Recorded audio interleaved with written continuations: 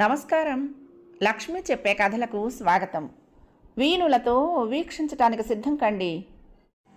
ప్రియ సఖులు, ఇప్పుడు మనం ప్రసిద్ధ రచయిత శ్రీ కొమ్మనాపల్లి గణపతిరావు గారు రచించిన రాకోయి అనుకోని అతిథి ధారావాహిక నుండి 8వ భాగం వినేద్దామండి.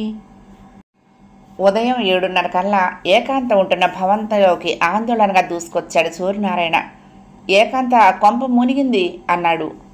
నిజానికి మునిగిన కొంపేమిటో ఏకాంత్ అప్పటికే తెలుసుకుంది. Assistant commissioner of police Vasishtha ఓ అమ్మాయితో ప్రణయ కలాపం అంటూ పత్రికలో పడిన వార్త ఉదయాన్నే చూసింది. కథ అందమైన మలుపు తిరిగినందుకు ఆనందపడింది. ఏమైంది అంది బెడ్ మీద ఉన్న ఆమె అప్పుడే నిద్రలేస్తున్నట్టుగా. నువ్వు చెప్పిందేంటి, జరిగిందేంటి? చెమటతో తడిసిపోయిన సూర్యనారాయణ పత్రికను ఆమెకు అందిస్తూ అన్నాడు. ఫోటోని చూస్తూ ఎంత మంచి జంట అనుకుంది మనసులో. వెంటనే దిగ్భ్రాంతి నటిస్తూ, గాడ్, ఇది ఎలా జరిగింది? అసలు ఈ పత్రికలకు ఎవరిచ్చారో ఎంక్వైరీ చేశారా అంది. సూర్యనారాయణ తల పట్టుకున్నాడు. ఇంకెవరు, శ్వేత అన్నాడు. నో, నేను నమ్మను. పత్రికా సంపాదకుడు స్వయంగా నాకు చెప్పాడే కాంత. ఎందుకో నాకు నమ్మకం కలగటం లేదు. శ్వేతను కనుక్కున్నారా అంది. తండ్రిగా ఇలాంటివి నేను ఎలా అడగగలను ఏకాంత?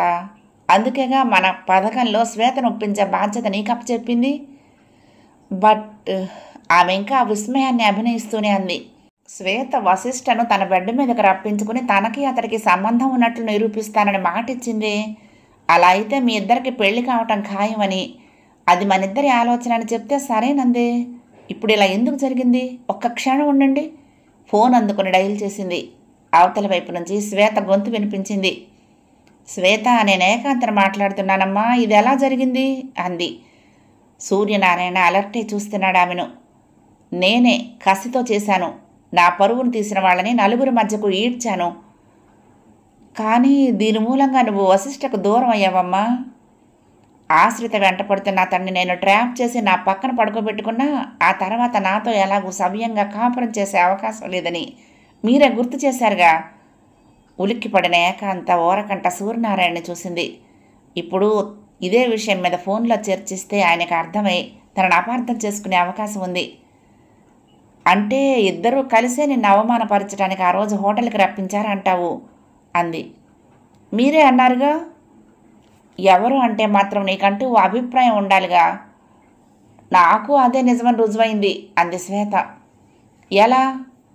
పిలవగానే ఆశ్రిత ఇంట ప్రత్యక్షం అయ్యాడు కాబట్టి. ఏమంటోంది అడిగాడు సూర్యనారాయణ ఉద్విగ్నంగా. మౌత్ పీస్కు చేతిని అడ్డం ఉంచుకుని ఏకాంత అంది. ఆ రోజున శ్వేతని హోటల్కి రప్పించింది వశిష్ఠ ఆశ్రితులు జాయింట్గా చేసిన పథకంతో అని శ్వేతకు తెలిసిందిట. అందుకే ఆ ఇద్దరి పరువుని అలా తీశానంటోంది. సూర్యనారాయణ మొహంలో రంగులు మారటాన్ని స్పష్టంగా గమనించింది ఏకాంత. మౌత్ పీస్కి అడ్డంగా ఉంచిన చేతిని తీస్తూ, దీని మూలంగా మీ డాడీ ఎంత బాధపడుతున్నారో నీకు అర్థం కాదు చెప్పింది. ఒకవేళ మీ ఇద్దరి ఆలోచనతో నేను వశిష్ఠను నా వాడిగా చేసుకున్నా నా దాంపత్యం సవ్యంగా ఉండదు ఏకాంత. అందుకే ఇలా చేశాను. దీనికి నేనేం బాధపడటం లేదు. ఇప్పుడు ఇద్దరూ నలుగురు ముందు మొహం చెల్లకపడే బాధ నాకు ఎంత సంతృప్తినిస్తుందో మీరు ఊహించలేరు. సో నేను అనుకున్నది సాధించాను కాబట్టి మీరు నన్ను అభినందించండి అంది. అవతలి వైపు ఫోన్ క్రెడిల్ చేసిన చప్పుడు వినిపించగానే విస్మయాన్ని నటిస్తూ రిసీవర్ హుక్పై ఉంచింది ఏకాంత. ఏమంటోంది శ్వేత అడిగాడు సూర్యనారాయణ. జరిగిన దానికి మనం బాధపడుతున్నా శ్వేత కుమిలిపోవటం లేదు గురు. అతడి సమీపంలో కూర్చుంది ఒంటిని అతడికి తాకిస్తూ. ఓ మగాడి మీద మనసు పడ్డ ఏ ఆడపిల్లైనా ఆ మగాడు మరొక ఆడదాన్ని ఇష్టపడటం భరింప శక్యం కాని విషయం అంటుంది. వశిష్ఠ లాంటి అవకాశవాది కన్నా డాడీ చూపించిన మరొక సంబంధమైనా బెటర్ అంటోంది. ఒకవేళ ఇంత జరిగాక తాను వశిష్ఠకు భార్య కావాలని మీరు అన్నా, అసలెందుకు ఇలా ఫోటోలు తీసి పత్రికలకు అందించావని మీరు నిలదీసినా తాను విషం తాగి చేస్తానంటోంది. సో మీరు శ్వేతతో ఈ టాపిక్ మాట్లాడటం అంటే రిస్క్ తీసుకోవటమే అంది. శ్వేత ఫోన్లో చెప్పిన దానికి మరికొంత జోడించి మరేవో కొత్త భాష్యాలు జతపరిచి అసలు శ్వేతతో సూర్యనారాయణ ఆ విషయం చర్చించకుండా చూసింది. శ్వేత ఆత్మాభిమానం గల ఆడపిల్ల సూర్యనారాయణ గారు. వశిష్ఠ తప్ప మరే మగాడు సమర్థుడు అల్లుడు కావటానికి అర్హుడు కానట్టు మీరంత కంగారు పట్టం దేనికి అంది. నీకు తెలియదు ఏకాంత, జ్ఞానోదయమైనట్లు ఆ క్షణంలో కొన్ని సత్యాలు తెలియచెప్పడానికి సూర్యనారాయణ సంకోచించలేదు. ఒక రాజకీయ నాయకుడు ఎదగటానికి గూండాల అవసరం ఎంత తప్పనిసరో, నాయకుడయ్యాక తన పాపాలను కప్పిపుచ్చుకోవటానికి పోలీసు అధికారుల ప్రాపకం అంతే అవసరం. అందుకే జంటగా ఎదగాలనుకున్న నేను, సవ్యసాచి వియ్యంకులు కావాలనే ఒప్పందం. చాలా దూరం ప్రయాణం చేశాము. అసలు ఇప్పుడు శ్వేత చేసిన పొరపాటు మా ఇద్దరి మధ్య బంధాన్ని ఎలాంటి మలుపు తిప్పేది నువ్వు ఊహించలేవు. అసలు ఆశ్రితకు అవమానం జరగటం ఒక్కటే కాదు ఏకాంత, వశిష్ఠ ప్రతిష్టకు ఇప్పుడు ప్రమాదం ఏర్పడింది. ఒక అసిస్టెంట్ కమిషనర్ నైతికంగా బాధ్యత వహించి ఉద్యోగం వదిలేదాకా అటు పత్రికలు ఇటు ప్రభుత్వం అవకాశం చూసే ప్రతిపక్షాలు ఎంత గగ్గోలు పెట్టేది నీకు అర్థం కాదు. అంతకు మించి శ్వేత తప్పిదానికి నాకు సవ్యసాచికి మధ్య పెద్ద అగాధం ఏర్పడే అవకాశం ఉంది అన్నాడు. మరో 2 రోజులకి ఆశ్రితకు ఓ రిజిస్టర్డ్ లెటర్ వచ్చింది. అప్పటికే మొహం చల్లినట్లు మనుషుల మధ్యకు రాలేని లజ్జతో సుమారు 48 గంటలు గడిపిన ఆశ్రితకు ఇప్పుడొచ్చిన లెటర్ మరో ఆశనిపాతమైంది. అది Indian administrative service commission office నుంచి వచ్చింది. ఇంటర్వ్యూలో అసాధారణమైన ప్రజ్ఞను ప్రదర్శించిన, పోలీసు ఎంక్వైరీలోనూ పత్రికల పరంగా ఆమె నైతిక విలువలు పాటించని వ్యక్తిగా నిరూపితం కావడంతో ఆమెను ఐఏఎస్ సెలక్షన్ తిరస్కరించింది. మెదడు పొరలు చిట్లినంత బాధతో స్థాణువైపోయింది. ఏ స్థాయికి ఎదగాలని అహర్నిశలో తను కలలు కన్నదో, ఏ అభీష్టాన్ని సిద్ధించుకోవటానికి ఒకనాడు తండ్రి ప్రోద్బలంతో అకుంఠిత దీక్షను ప్రదర్శించి సాధించడానికి శ్రమించిందో అది కాస్త చేజారిపోయింది. ఆ క్షణంలో ఆమెకు దేవుడు గుర్తుకు రాలేదు, శ్వేత గుర్తుకొచ్చింది. తన వాళ్లను తనకు కాకుండా చేసిన ప్రత్యర్థులు ఇప్పుడు తన జీవితాన్ని సైతం తనకు కాకుండా చేశారు. కంటి పాపల నుంచి ఒలుకుతున్న శ్రమల కన్నీళ్లు ఆమెను కలవరపెడుతూ ఉంటే తుడుచుకుంటూ పైకి లేచిన ఆశ్రితకు ఎదురుగా నిలబడి ఉన్న ఏకాంత కనిపించింది. ఇప్పుడే తెలిసింది ఆశ్రిత, పాపం చాలా నష్టపోయావుటగా. 2 క్షణాలాగి మళ్ళీ అంది. కొన్ని నిమిషాల క్రితమే సూర్యనారాయణ సంబరంగా చెప్పాడు. ఆశ్రిత ఐఏఎస్ అవకాశం చేజారటానికి శ్వేత కొంత కారణమైతే పేపర్లో పడ్డ ఫోటోలను అకాడమీకి పంపిన సవ్యసాచి మరింత కారణం కాగలిగాడని. అసలు ఏకాంత్ వచ్చింది సానుభూతి చూపటానికి కాదు, ఆమెను మరింత రెచ్చగొట్టాలని. ఇప్పుడేం చేద్దాం అనుకుంటున్నావు ఆశ్రిత? మొన్న జాగ్రత్తని తాను చెప్పిన సత్యాన్ని గుర్తు చేస్తున్నట్టుగా అంది ఏకాంత. నేను చేతులు ముడుచు కూర్చోను అంది కోపంగా. ముడుచుకోవటానికైనా నీకు చేతులుంటేగా, పాపం దారుణంగా విరగ్గొట్టారనే ప్రత్యర్థులు. నవ్వింది ఏకాంత ఆమె అభిమానాన్ని ఇంకా గాయపరచాలనే ఉద్దేశంతో. ఒంటరి ఆడపిల్ల సముద్ర కెరటం లాంటిది ఆశ్రిత, ఒడ్డును దాటాలనుకుంటుంది, తిరిగి వెనక్కి వెళ్ళిపోతుంది. సముద్ర గర్భంలోనూ భూకంపాలు వస్తూ ఉంటాయి ఏకాంత. అప్పుడు ఆ కెరటాలు ఒడ్డును దాటటమే కాదు, ఉప్పెనగా మారి బీభత్సానికి కారణమవుతాయి అంది. నీకంత శక్తి ఉందనుకుంటున్నావా?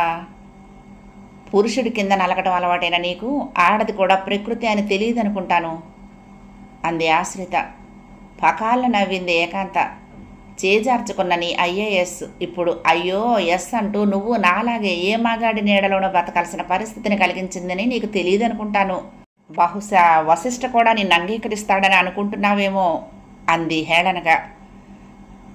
నా గమ్యం వశిష్ఠ కాదు, అవుట్, వెళ్ళిపో, గెట్ లాస్ట్ అంది ఆశ్రిత. 10 సెకండ్ల విరామం తర్వాత వెనక్కి మరలిపోతూ ఆగి చెప్పింది ఏకాంత. వెళ్తాను ఆశ్రిత, కానీ నాలాగే నువ్వు ఓడిన ఆడపిల్లవు కాబట్టి నువ్వు ఇష్టపడకపోయినా కొన్ని సత్యాలు చెప్పకుండా ఉండలేను. వశిష్ఠకు నువ్వు దగ్గర కావటం ఇష్టం లేని సవ్యసాచి నిన్ను హోటల్కి రప్పించి బ్రోతలుగా నిరూపించాలనుకుని నీ మూలంగా నిజంగానే పెద్ద షాక్ తిన్నాడు. కానీ సవ్యసాచి సామాన్యుడు కాదు ఆశ్రిత. అందుకే తనకు కోడలు కావలసిన శ్వేతను నీ మీద వశిష్ఠ మీద ఒకేసారి ప్రయోగించాడు. నువ్వు శ్వేత విషయంలో చేసినట్లే మీ ఫోటోల్ని పత్రికలకు అందించాడు. అయితే ప్రత్యర్థివి నువ్వు మాత్రమే అయినప్పుడు మరి వశిష్ఠను ఎందుకు ఇరికించాడన్నది నీ సందేహం కావచ్చు. నువ్వు ఒక న్యాయం కోసం పోలీస్ డిపార్ట్మెంట్తో పోరాడుతున్న ఆడపిల్ల ఆశ్రిత. నిజానికి ఒంటరిగా చాలా హడావుడే చేయగలిగావు. అందుకే నువ్వు వశిష్ఠను తెలివిగా ఇంటికి రప్పించి నువ్వే మత్తు మందుతో స్పృహ తప్పించి బెడ్ మీదకి రప్పించుకుని ఫోటోలు తీసి బ్లాక్మెయిల్ చేయాలని ప్రయత్నించావని త్వరలోనే సవ్యసాచి పత్రికలకు తెలియజేయబోతున్నాడు. అలా నీ పరువు మాత్రమే దిగజార్చి వశిష్ఠ జాబుకి ఏ ప్రమాదం జరగకుండా కాపాడబోతున్నాడు. అంత మాత్రం చేత అతడు శ్వేతను అంగీకరిస్తాడా అంటే నా జవాబు ఒక్కటే, సవ్యసాచి ఉద్దేశం నీ పరువు తీయటం. శ్వేత అర్జెంటుగా కోడలవటం కాదు అంది. ఒక అద్భుతమైన విశ్లేషణతో ఏకాంత ఆశ్రితను ఎంత బలంగా నమ్మించగలిగిందో ఏకాంతకే తెలీదు. ఆమె వెళ్ళిన 10 నిమిషాల దాకా ఆశ్రిత తేరుకోలేకపోయింది. ఇంతకాలము సూర్యనారాయణే తన ముఖ్య ప్రత్యర్థి అనుకున్న ఆశ్రిత ఇప్పుడు అసలు శత్రువు సవ్యసాచి అని తిరుగులేని ఓ నిర్ణయానికి వచ్చింది. ఎప్పుడో పోయిన తండ్రి తమ్ముళ్ల సంగతి కాదు, ఇప్పుడు తన ఉనికే జుగుప్సాకరమైన ప్రమాదం ఏర్పడింది. ఏం చెయ్యాలి? మస్తిష్కపు అరల్లో మెరిసిన ఓ ఆలోచనకు కార్యరూపం ఇవ్వటానికి నిర్ణయించుకుంది. వెంటనే రాజకీయ నాయకుల్లోనూ తెలివైన వాళ్ళు ఉంటారని నిరూపించారు సూర్యనారాయణ గారు. సవ్యసాచి జోక్ చేశాడు సూర్యనారాయణని చూస్తూ. అవును మరి, ఈ క్షణం దాకా చాలా టెన్షన్ అనుభవించిన సవ్యసాచి సూర్యనారాయణ ఇచ్చిన సలహాతో గొప్ప రిలీఫ్ ఫీల్ అయ్యాడు. నిజమే, ఆశ్రిత నా మీద కసితో వశిష్ఠను ఆభాసపాలు చేయాలనుకుంది. ఇలా ఓ ట్రాప్లో ఇరికించి పత్రికల వాళ్ళకి ఫోటోలు అందించింది. మనం మనకు అనుకూలంగా ఉన్న పత్రికల వాళ్ళకి ఈ వార్త అందిస్తే చాలు, అతడు నిరపరాధి అవుతాడు. అప్పుడు ఆశ్రిత పరువు మాత్రమే పోతుంది. సెక్రటేరియట్లోని సూర్యనారాయణ ఛాంబర్కి 10 నిమిషాల క్రితం వచ్చిన సవ్యసాచికి సూర్యనారాయణ సలహా అయితే ఇచ్చాడు, కానీ అంత గొప్ప ఆలోచన వచ్చింది ఏకాంత అనే ఆడపిల్ల వల్ల అని తెలియచేయలేదు. ఎందుకంటే ఎంత గొప్ప స్నేహితుడైనా తనలాంటి మరొక అవకాశవాది అయిన సవ్యసాచికి లోపాయికారిగా ఏకాంతతో నడుపుతున్న వ్యవహారం తెలియడం ఇష్టం లేదు కాబట్టి. కానీ ఆ స్వీట్ ఇచ్చింది శ్వేత. ఇప్పుడు అతను శ్వేతను మాత్రమే అనుమానిస్తాడుగా. నవ్వేశాడు సవ్యసాచి. ఒకవేళ సవ్యసాచి ఐపీఎస్ చేసి కమిషనర్ అయి ఉండకపోతే గొప్ప క్రిమినల్, అంతర్జాతీయ స్థాయి నేరాలు చేయగలిగేవాడు. ఈ విషయం సవ్యసాచి అప్పుడప్పుడు అనుకుంటూ ఉంటాడు కూడా. భయపడకండి సూర్యనారాయణ, శ్వేతని మనం అమాయకురాలుగా నిరూపించడం అసాధ్యం కాదు. సింపుల్. ఆశ్రిత వశిష్ఠలకు ఫోన్ చేసిన శ్వేత ఇద్దరితోనూ మాట్లాడాలనుకుంది. అంటే తన పశ్చాత్తాప భావాన్ని ముందే వ్యక్తం చేసింది కాబట్టి. ఆశ్రిత తెలివిగా ఓ పథకం ప్రకారం ఎల్లారెడ్డి స్వీట్ స్టాల్కు వెళ్ళి స్వీట్స్ కొనాలనుకుంటున్న శ్వేతకు తెలియకుండా మత్తుమందు కల్పించింది ఓ అబ్బాయి ద్వారా. ఆ అబ్బాయి అదే షాపులో పనిచేసేవాడే కాక రాజేష్కు స్నేహితుడు. పైగా ఆశ్రిత ఉండే వీధిలోనే ఉంటున్నాడు. నిజమా? అబ్బురంగా చూశాడు సూర్యనారాయణ. కాదు, అబద్ధం. కానీ ఇదంతా నిజమని నిరూపించబోతున్నాను. అయినా కమిషనర్ స్థాయిలో ఉన్న నాకు ఇలాంటివి అసాధ్యమని ఎలా అనుకుంటున్నారు? సవ్యసాచి నవ్వాడు ప్రశాంతంగా. సూర్యనారాయణ తేరుకోలేకపోయాడు చాలాసేపటి దాకా. అందరిలోనూ దైవభీతి గలవాడిలా కనిపించే సవ్యసాచి విషయంలో వశిష్ఠ అనుమానించరు. ఒకవేళ సూర్యనారాయణని అనుమానించిన శ్వేత పెళ్లికి ఇది అవరోధం కాదు. నీ తెలివి అమోఘం సవ్యసాచి. ఇంకే ఉంది, పత్రికల వాళ్ళకి జరిగింది చెప్పేసాయి అన్నాడు. 6 నిమిషం తర్వాత సవ్యసాచి ఓ ఎడిటర్కి ఫోన్ చేశాడు. ఆ ఎడిటర్ మొన్న ఆశ్రిత వశిష్ఠల బెడ్రూమ్ ఫోటోలు పబ్లిష్ చేసిన రూలింగ్ పార్టీని సపోర్టు చేసే పత్రికకు చెందినవాడు. మీకు ఫోటోలు అందించింది శ్వేతని ఎట్టి పరిస్థితుల్లోనూ బయటికి పొక్కకూడదు, అవి ఆశ్రిత ఇచ్చినట్లే చెప్పాలి. సరేనంటూ హామీ ఇచ్చేశారు ఆ ఎడిటర్. అంతే. అదే సాయంకాలం ఆ పత్రిక ఓ ఈవినింగ్ ఎడిషన్ మార్కెట్లోకి రిలీజ్ చేసింది. పోలీస్ డిపార్ట్మెంట్ మీద పగ సాధించాలనుకుని ఓ యువతి చేసిన సాహసం అంటూ ఓ వార్త ప్రముఖంగా ప్రచురించింది. సవ్యసాచి ఆదేశం ప్రకారం నేరం మొత్తం ఆశ్రితదే అన్నట్టు రాయబడింది. నగరంలోని చాలామంది ఓ తెలివైన అమ్మాయిగా భావిస్తున్న ఆశ్రిత ఇలాంటి సాహసం చేయటాన్ని అబ్బురంగా చర్చించుకుంటున్న రాత్రి 7 గంటల సమయంలో వశిష్ఠ ఇంటి పర్సనల్ ఫోన్ రింగ్ అయింది. బెడ్ మీద ఉన్న అతను వెంటనే రిసీవర్ అందుకోలేదు. అతను షాక్లో ఉన్నాడు. ఎంత జరిగినా కానీ అతడి వ్యక్తిగతమైన ప్రతిష్ట దిగజారిపోయింది. బయటికి వెళ్ళటానికి మొహం చెల్లక గది దాటి బయటికి రాలేని స్థితిలో ఇంట్లో ఉండిపోయాడు మొన్నటి నుంచి. ఎస్, రిసీవర్ అందుకున్న అతను విసుగ్గా అడిగాడు. ఎవరు? ఏకాంత. నిస్త్రాణను వదిలించుకున్న అతను ఉద్విగ్నంగా అన్నాడు. ఎందుకు ఫోన్ చేశావు? కసి పగ ఇలా తీర్చుకున్నాను, నవ్వింది ఏకాంత ఎగతాళిగా. వాట్? అవును వశిష్ఠ, నన్ను దెబ్బతీసిన వాళ్లను నేనెలా వదిలిపెట్టగలను అంది. నిన్నెవరూ దెబ్బతీయలేదు, నీ బుద్ధే నిన్ను నాశనం చేసింది అన్నాడు. ఇంత జరిగినా నీకు నిజం బోధపడలేదా ప్రియమైన వశిష్ఠ? నన్ను అలా పిలవకు. ఏం, గతాన్ని అంత సులభంగా మర్చిపోయావా? నీ తండ్రి నిన్ను అంతలా నమ్మించగలిగాడన్నమాట. ఆమె చెప్తున్నది అతడికి వినే ఓపిక లేదు. అయినా నిలదీసి అడగాలనిపించింది. ఎందుకు ఎందుకు ఆ అమాయకురాలి ప్రతిష్టను మంట కలిపావు అన్నాడు. సింపుల్ వశిష్ఠ, నాకు దక్కని సుఖం మరొక ఆశ్రిత పొందటాన్ని నేను భరించలేను. ఆశ్రిత కథకు ఇదే ముగింపు కాదు అన్నాడు. కాదు అని నువ్వనుకుంటున్నావు, ముగింపే అని ఈరోజు పత్రికలు తెలియచేస్తున్నాయి. నమ్మకం లేకపోతే ఈవినింగ్ ఎడిషన్ చూడు అంది. వశిష్ఠ అవాక్కయ్యాడు. నిజానికి ఈవినింగ్ ఎడిషన్ గురించి అతనికి అప్పటిదాకా తెలీదు. ఆశ్రితే ఓ పథకం ప్రకారం నిన్ను ట్రాప్ చేసిందిట. నిన్ను అభాసపాలు చేయటానికి ఫోటోలు తీయించి తానే స్వయంగా పత్రికలకు అందించిందిట. అది నీ తండ్రి కథనం అంది. బహుశా తన కన్న కొడుకును రక్షించుకోవటానికి నీ తండ్రి ఇలాంటి కల్పనతో ఆశ్రితను అన్పాపులర్ చేయాలనుకుని ఉంటాడు. షటప్, నా తండ్రి గురించి మాట్లాడుకో, ఆయన గురించి నాకు బాగా తెలుసు అన్నాడు. అయితే ఆశ్రిత అనే ఓ ఆడపిల్ల కర్మకు ఆమెను వదిలిపెట్టాయి. ఆమె ప్రతిష్టను నేనేదో దిగజార్చానని నా మీద ఆగ్రహించకు. అవును వశిష్ఠ, నీకిప్పుడు ఆశ్రితతో పని ఉంది. శ్వేత నీ కాబోయే భార్యగా. ఆమెను స్వీకరించి నిన్ను నమ్మిన ఏకాంతలా మరొక ఆశ్రిత కూడా అన్యాయం అయినందుకు ఇది కూడా నువ్వు సాధించిన మరొక విజయంలా గర్వపడు. నీ పరిచయం కోరిన మరో ఆడపిల్ల జీవితం కూడా నాశనమైందని మరొకసారి గుర్తు చేస్తున్నాను కటువుగా అంటూ ఫోన్ క్రెడిల్ చేసింది. అతను స్తబ్దుగా కూర్చుండిపోయాడు చాలాసేపటి దాకా. ఉదయం 10 గంటల సమయం. సాక్షాత్తు హోమ్ మినిస్టర్ ఇంటికి రావడంతో కమిషనర్ సవ్యసాచి ఇల్లు చాలా సందడిగా ఉంది. సవ్యసాచి భార్య లక్ష్మి చాలా హడావుడు పడిపోతూ, మీరు ఈ పూట మా ఇంట్లో భోంచేసి వెళ్ళక తప్పదు అన్నయ్య గారు అంది. సోఫాలో కూలబడిన సూర్యనారాయణకు వెంటనే జోక్ చేసేయకపోతే తన మేధస్సును తక్కువగా అంచనా వేసే ప్రమాదం ఉందనిపించిందేమో. కతికితే అతకదమ్మా, ఇప్పుడు నేను వచ్చింది మనం త్వరలోనే పిల్ల పెళ్లికి సంబంధించి పెళ్లి ముహూర్తాలు పెట్టుకుందామని అడగటానికి అన్నాడు. అదెంత భాగ్యం అన్నయ్య గారు, అంతా మా అబ్బాయి అదృష్టం అంది లక్ష్మి. అనటమే కాదు, అతనికి అభిముఖంగా కూర్చుని కఠోపనిషత్తు చదువుతున్న సవ్యసాచితో రహస్యంగా అంది. ఎప్పుడు మీ వేదాంతమేనా, అన్నయ్య గారితో మాట్లాడేది ఏమన్నా ఉందా? నిజానికి సవ్యసాచి భారీ ముందల పుస్తకం చేత పట్టుకున్నాడు కానీ చదవటం లేదు. చదువుతున్నట్లు నటిస్తూ ఈ వారం రోజులుగా జరిగిన సంఘటనలను గుర్తు చేసుకుంటున్నాడు. అసెంబ్లీలో ఆశ్రిత వశిష్ఠల ఫోటోలకు సంబంధించిన విషయం గురించి ప్రతిపక్షాలు గొడవ చేస్తూ ఉంటే సూర్యనారాయణ ఎంక్వైరీ వేసి వశిష్ఠ నేరస్తుడైతే కఠినంగా చర్య తీసుకుంటానన్నాడు. ఆ మరుసటి రోజు ఈవినింగ్ ఎడిషన్ పత్రికను సభ్యులకు చూపిస్తూ ఆశ్రిత అనే అమ్మాయి అలాంటి సాహసం చేసినందుకు ఓ ఆడపిల్లను మందలించి వదిలిపెడతామనుకుంటున్నాను అన్నాడు.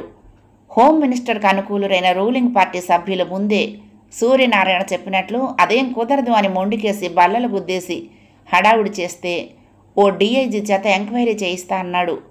2 రోజుల ఎంక్వైరీలో స్వీట్లో ఆశ్రితే మత్తుమందు కలిపిందని నిర్ధారణ అయిందని సభ్యులకు తెలియచేసి ఓ ఆడపిల్ల విషయంలో కఠిన చర్య సముచితం కాదని నచ్చచెప్పాలని ప్రయత్నిస్తున్నట్టు గట్టిగానే అభినయించాడు. అయినా నేరస్తురాలైన అమ్మాయిని విడిచిపెడితే పోలీసులు మరింత అప్రతిష్ట పాలయ్యే అవకాశం ఉందని సభ్యులు ఈసారి మైకుల్ని కూడా పీకి మరింత అల్లరి పెట్టగా నిర్దోషి అయిన వశిష్ఠ విషయంలో అణువంత సానుభూతిని ప్రకటించి ఆనక ఆశ్రితను అరెస్టు చేయిస్తానని హామీ ఇచ్చాడు. ఇక మిగిలింది ఆమె అరెస్టు. దానికి సంబంధించిన ఛార్జ్ షీట్ను బలంగానే తయారు చేస్తున్నాడు సవ్యసాచి. ఆమె ఇప్పుడప్పుడే జైలు గోడల మధ్య నుంచి బయటికి రాకుండా చేసి ఆమె సమస్యను శాశ్వతంగా పరిష్కరించుదామనుకుంటున్నాడు. మరొక 20 గంటలు, రేపు తెల్లవారేసరికల్లా ఆమెను అరెస్టు చేయించి కోర్టుకు తీసుకువెళ్ళటానికి అన్ని ఏర్పాట్లు జరిగిపోయాయి. లక్ష్మి కాఫీ తీసుకురావటానికి వంటగదికి వెళ్ళాక సవ్యసాచిని అడిగాడు సూర్యనారాయణ, వశిష్ఠ ఎలా రియాక్ట్ అవుతున్నాడు అని. సవ్యసాచి మృదువుగా నవ్వాడు. వాడు ఒట్టి అమాయకుడు సూర్యనారాయణ గారు, నా మీద విపరీతమైన గురి కలవాడు. అందుకే ఇంత జరుగుతున్నా పల్లెత్తు మాట అనలేకపోయాడు. అయినా నేరానికి సంబంధించిన ఎంక్వైరీలో నేను జోక్యం చేసుకుంటేగా. మనకు నమ్మకస్తుడైన ఓ డిఐజీకి అప్పచెప్పాను. ఆశ్రిత నేరస్తురాలే అని నిరూపించడానికి స్వీట్ స్టాల్లోని ఓ అబ్బాయిని గ్రిప్పులోకి తీసుకుని సాక్షిగా ప్రవేశపెట్టాను అన్నాడు. అసాధ్యుడివయ్యా, సూర్యనారాయణ ఉత్సాహంగా అన్నాడు. ఈ లెక్కన ఆశ్రితే నేరస్తురాలు అని నమ్మేసి ఉంటాడు మీ అబ్బాయి అన్నాడు. నమ్మక తప్పుతుందా, ఎలిబీస్ అంత బలంగా ఉన్నాయి మరి సాలోచనగా అన్నాడు సవ్యసాచి. ఆమె కక్షతోనే శ్వేతను హోటల్కి రప్పించి బ్రోతలుగా నిరూపించే ప్రయత్నం చేసిందని కూడా ఎంక్వైరీలో గట్టిగా నిర్ధారించాం కాబట్టి ఇక మిగిలింది వశిష్ఠ శ్వేతల పెళ్లి జరిపించడం. బలవంతులైన ఇద్దరు వ్యక్తులు తాము సృష్టించిన ఆ గాఢాంధకార పంకంలో కూరుకున్న ఓ ఒంటరి ఆడపిల్ల గురించి ఉత్సుకతగా మాట్లాడుకుంటున్న సమయంలో లక్ష్మి కాఫీలు తీసుకొచ్చింది. సూర్యనారాయణ కాఫీ కప్పు ఇక అందుకునేవాడే. అప్పుడు చూశాడు ద్వారం దాటి లోనికి వస్తున్న వశిష్ఠను. పలకరించేవాడే కానీ అతడి పక్కన ఆశ్రిత కనిపించింది. అది కాదు వాళ్ళని అప్రతిభుల్ని చేసింది. వశిష్ఠ ఆశ్రితుల మెడల్లో ఇంకా వాడిన పూలదండలు కనిపించాయి. అవి ఖడ్గద్వార తోరణాలే క్షణం ఉక్కిరి బిక్కిరి చేసి మరి క్షణం వారి ఆలోచనలను ఉరితాళ్లలా ఆందోళనపరిచాయి.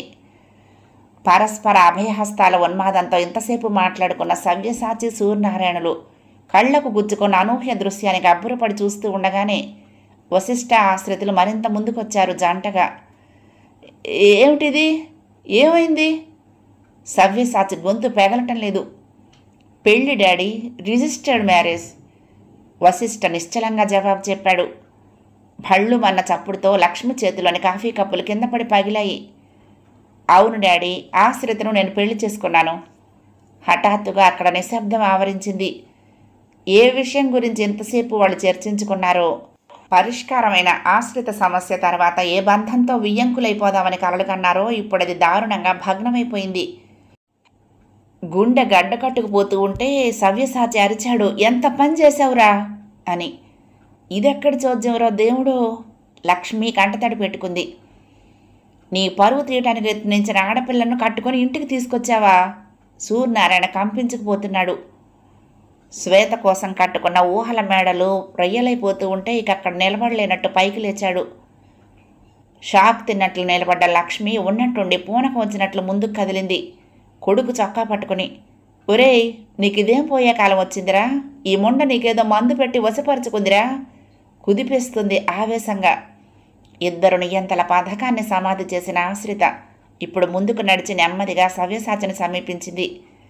శరీరం శ్వేతంతో తడిసిపోతున్న నగర పోలీస్ కమిషనర్ పాదాలకు దండం పెట్టి ఆశీస్సుల్ని అందుకోబోతూ ఉంటే ఉద్విగ్నంగా అతడు 2 అడుగులు వెనక్కి వేశాడు. అదేమిటి మావయ్య గారు?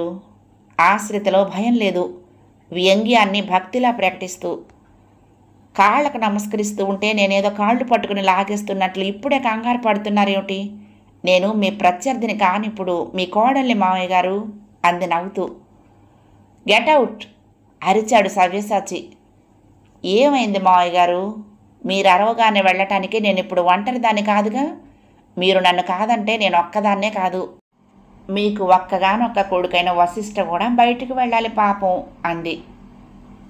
అప్పుడు సమీపించింది లక్ష్మి తల్లడిల్లిపోతూ. ఆమె కళ్ళ నుండి జలచల నీళ్లు రాలుతున్నాయి. ఇంత గోప్యంగా కొడుకు పెళ్లి చేసుకురావటాన్ని ఆమె జీర్ణించుకోలేకపోతోంది. ఏమండి, ఇదంతా ఏంటి? నాకేం అర్థం కావటం లేదు అంది. పాపం మామయ్య గారు ఏం మాట్లాడతారు అత్తయ్య? షాక్లో ఉన్నట్టున్నారు. సహజమేగా. పైగా నన్ను జైలుకు పంపాలి అనుకుంటే ఇంటి కోడలుగా ప్రత్యక్షమయ్యానుగా, అదన్నమాట. పోనీ మీరన్నా చెప్పండి, రాష్ట్ర హోంశాఖ మార్చిలైన సూర్యనారాయణ గారు. ఆయుధంతో అవసరం లేకుండానే ఆశ్రిత తల తీసినంత పని చేయటంతో ఇక అక్కడ చేసేదేమీ లేనట్లు చకచక వెళ్ళిపోయాడు సూర్యనారాయణ. అదేమిటి మావయ్య, సెక్యూరిటీ లేకుండా హోమ్ మినిస్టర్ గారు వెళ్ళిపోతూ ఉంటే కూడా వెళ్ళక నిలబడ్డారేమిటి అంది. షటప్ అరిచిన సవ్యసాచి వేగంగా సూర్యనారాయణ్ణి అనుసరించాడు. పోర్టికోల కారెక్కబోతున్న ఆయన్ను చూస్తూ, ఒక్క మాట సూర్యనారాయణ గారు అన్నాడు సవ్యసాచి అవమాన భారంతో తల వంచుకుని. అయిపోయిందయ్యా, అంతా మట్టిగొట్టుకుపోయాక ఇక మాట ఏంటి అన్నాడు. ఇల్లు అలకగానే పండగ కాదు. ఏం చేస్తావు ఇప్పుడు? ఆశ్రిత నీ కోడలు కాదు సూర్యనారాయణ గారు, వశిష్ఠకు భార్య మాత్రమే అన్నాడు సవ్యసాచి. అసలే మతిపోయిన సూర్యనారాయణకు ఆ రెండింటికి తేడా ఏమిటో అర్థం కాలేదు. వశిష్ఠ భార్య అయితే నీకు కోడలు కాదంటావేమిటి సవ్యసాచి? అంతే, నా కోడలు శ్వేత సూర్యనారాయణ గారు, అంతే. మీరు అలాగే చూస్తూ ఉండండి. కేవలం 3 నెలల గడువులో ఆమెకు అడ్రస్ లేకుండా చేస్తాను. ఇది ఆవేశంతో కాదు, బాగా ఆలోచించి చెప్తున్నమాట. ఆ తర్వాత సూర్యనారాయణ వెళ్ళిపోయాడు. వెనక్కి మరలి ఇంట్లోకి వచ్చిన సవ్యసాచికి హాల్లో లక్ష్మి కనిపించలేదు.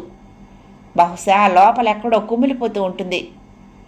వశిష్ఠతో ఆశ్రిత అంటోంది, మీరు అలా నిలబట్టం కాదు, అత్తయ్య గారిని ఓదార్చండి అని. అవసరం లేదు ఆశ్రిత, నిశ్చలంగా అన్నాడు వశిష్ఠ. మీరలా మొండికేస్తే నేను అంగీకరించను. ఎంతైనా ఆమె మీ తల్లి. పైగా శ్వేతను మీ ఇంటి కోడలుగా చేసుకోవాలని కలలు కన్నారు. అంతెందుకు, చాలా తెలిసిన మావయ్య గారే ఆందోళన పట్టం మీరు చూశారు కదా. అనుకోనిది జరిగినప్పుడు ఆదిలో ఇలాంటి అపార్థాలు మామూలే. నేను మావయ్య గారి సంగతి చూసుకుంటాను, మీరు అత్తయ్య గారి దగ్గరికి వెళ్ళండి. ఇంచుమించు నెడుతున్నట్లుగా లక్ష్మి ఉన్న గదిలోకి పంపింది వశిష్ఠను.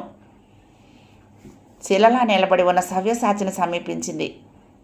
ఏంటి మిస్టర్ సవ్యసాచి, తెల్లమొహం వేసుకొని నిలబడిపోయారు? అనుకున్నది జరిగిందనా? నేను అనుకున్నది సులభంగా సాధించాననా అంది. తామాయించుకోలేని రోషంతో కంపించిపోయాడు సవ్యసాచి. ఇదంతా ఎలా సాధించావని అబ్బురపడిపోతున్నావా సవ్యసాచి? ఏకవచనంతో సంబోధిస్తూ అంది. నువ్వు చేసిన పొరపాటు నన్ను తక్కువగా అంచనా వేయటం.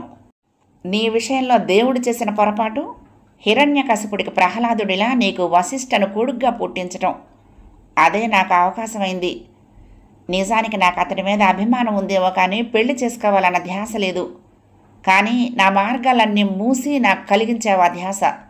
అవును సవ్యసాచి, ఒకవేళ నేను ఐఏఎస్ సాధించి ఉంటే నిన్ను నిబ్బరంతో అఫీషియల్గా ఏదో ఒకరోజు దెబ్బతీసేదాన్ని.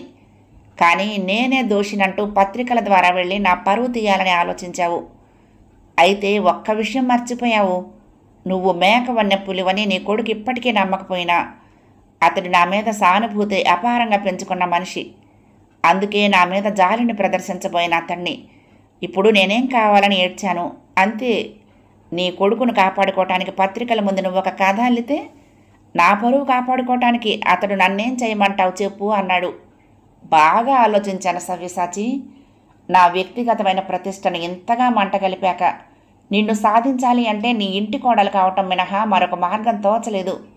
అందుకే నా మీద అభిమానం ఉన్న వశిష్ఠను భర్తగా మార్చుకుని నువ్వు తీయాలనుకున్న నా పరువును కాపాడుకున్నాను. తిరుగులేని రక్షణ ఇక్కడే అని మీ కోడలనయ్యాను అంది. గెలిచాననుకుంటున్నావా అన్నాడు సవ్యసాచి. అబ్బే, అప్పుడేనా? ఇంకా నీది సూర్యనారాయణది భరతం పట్టద్దు. నేను ప్రాక్టికల్ మనిషిని సవ్యసాచి, కలల వైపు మొగ్గను. నువ్వు మెలకువలో ఉండగానే మొత్తం జరిపిస్తాను. అన్నట్టు 3 నెలల్లోగా నన్నేదో చేస్తానని సూర్యనారాయణకి చెప్పావు కదూ, జాగ్రత్తగా విను. అదే 3 నెలల్లో నీది అనుకుంటున్న సువిశాల సామ్రాజ్యాన్ని సర్వనాశనం చేస్తాను. నిజం సవ్యసాచి, ఇది నా ఛాలెంజ్. ఆశ్రిత అంటూ సవ్యసాచి వేసిన గావు కేకకు వేగంగా అక్కడికి వచ్చాడు వశిష్ఠ. ఏమైంది డాడీ? తండ్రి వైపు నిశితంగా చూశాడు. సవ్యసాచి దైవభీతి కలవాడిగా ఇంతకాలము అతన్ని బలంగానే నమ్మించగలిగిన ఈ మధ్య ఆశ్రితపై సూర్యనారాయణ చేసిన ప్రయోగాల్లో తండ్రి కూడా సహకరించాడన్న అనుమానం అణువంత కోపానికి కారణమైంది. డాడీ, ఆశ్రితను నేను కోరి పెళ్లి చేసుకున్నాను ఖండితంగా అన్నాడు వశిష్ఠ. జవాబు చెప్పటానికి సవ్యసాచి పడుతున్న శ్రమ చూస్తూ ఉంటే ఆశ్రితకు చాలా ముచ్చటనిపించింది. ఇప్పుడు మామయ్య గారు మాత్రం ఏమన్నారని సర్ది చెప్తున్నట్టుగా అంది. ఉన్న ఒక్కగానొక్క కొడుకు రిజిస్టర్ మ్యారేజ్ చేసుకుని ఇంటికొస్తే నలుగురిలో తాను తలెత్తుకుని ఎలా తిరగాలి అంటూ బాధపడుతున్నారు. అంతేగా మామయ్య అంది. మరి అన్నాడు సవ్యసాచి అంతకన్నా ఏం జవాబు చెప్పాలో తెలియక. దానికే ఉంది మావయ్య, భారీ ఎత్తున రిసెప్షన్ ఏర్పాటు చేసి చేతులు కడిగేసుకోవచ్చు. ఆశ్రిత కేసి రెప్ప వాల్చకుండా చూశాడు సవ్యసాచి. తన ఇంట కోడలుగా అడుగుపెట్టిన ఆమె సామాన్యురాలు కాదని ఇంకా స్పష్టంగా అర్థమైనందుకో లేక అతన్ని అంత బలంగా ఎలా ఆకట్టుకున్నదో బోధపడకను తేలుకుట్టిన దొంగలా చూస్తూనే ఆలోచిస్తున్నాడు. నిజమే, రిసెప్షన్ భారీ ఎత్తున ఏర్పాట్లు చేయాలి. అందరి ముందు ఈ పెళ్లి తనకు ఇష్టమేనని నిరూపించుకోవాలి. ఆ తర్వాత ఆశ్రితను తను ఏం చేసినా ఎవరికీ అనుమానం రాదు, ముఖ్యంగా వశిష్ఠకి. ఇప్పుడు ఆశ్రిత ఇచ్చిన సలహా తన మనసులోని ఆలోచనకు సహకరించేదే అయినప్పుడు సందేహించడం దేనికి? అవును వశిష్ఠ, ఒళ్ళు మంటను కప్పిపుచ్చుకుంటూ ఆధ్యాత్మికంగా అన్నాడు సవ్యసాచి. కోడలు చెప్పినట్లే రిసెప్షన్ భారీ ఎత్తున ఏర్పాటు చేస్తే తప్ప నేను నలుగురిలోనూ తాలెత్తుకోలేను. నిజమే, ఒకప్పుడు శ్వేత నాకు కోడలుగా కావాలని కోరుకున్నా. దానికన్నా నేను ఎక్కువగా ఆలోచించేది నీ సుఖ సంతోషాల గురించేగా. ఆశ్రిత క్రీగంటి చూపులు సవ్యసాచికి చురుక్కుమనిపిస్తూ ఉంటే తామాయించుకున్నాడు. నువ్వేమంటావు ఆశ్రిత అన్నాడు. నవ్వేసిందామె. ఒక బాధ్యత గల తండ్రిగా మీరు మాట్లాడుతూ ఉంటే వినటమే తప్ప నేననేదేముంది మావయ్య గారు. ఆయన గురించి నాకు వదిలిపెట్టండి. ఇక ముందు ఏదన్నా నాతో చెప్పండి. మీరు ఎలా కావాలంటే అలా నడిపించే బాధ్యత నాది అంది క్షణమాగి. ఎవరిని నడిపించేది? తననా వశిష్ఠనా? సవ్యసాచి ఇలా ఆలోచించడం అతడి తప్పు కాదు. ఇంట్లో ఆశ్రిత అడుగుపెట్టిన క్షణం నుంచి ఇప్పటిదాకా ఇద్దరూ మాట్లాడుకుంటున్నది మామ కోడళ్ళులా కాదు, ఇద్దరు ప్రత్యర్థుల్లా. సవ్యసాచి ఆ మరుసటి రోజే గ్రీన్ పార్కిన్లో రిసెప్షన్ ఏర్పాటు చేశాడు. ఆశ్రిత కోరిందని కాదు, రేపు ఏదో చెయ్యాలని అతడి మనసులో ఉన్న ఇప్పటికి మాత్రం అతడి సహృదయతను ఔదార్యాన్ని ప్రకటించి అందరి మెప్పు పొందాలని. 8వ భాగం సమాప్తం. ప్రియ సఖులు, ఈ కథ మీకు నచ్చితే తప్పకుండా లైక్ చేయండి, షేర్ చేయండి, కామెంట్ చేయండి, సబ్స్క్రైబ్ చేసుకుని నన్ను ఎంకరేజ్ చేయండి. ఉంటానండి. ప్రేమతో లక్ష్మి, కృష్ణా తీరం, దుర్గమ్మ సన్నిధానం. నమస్తే.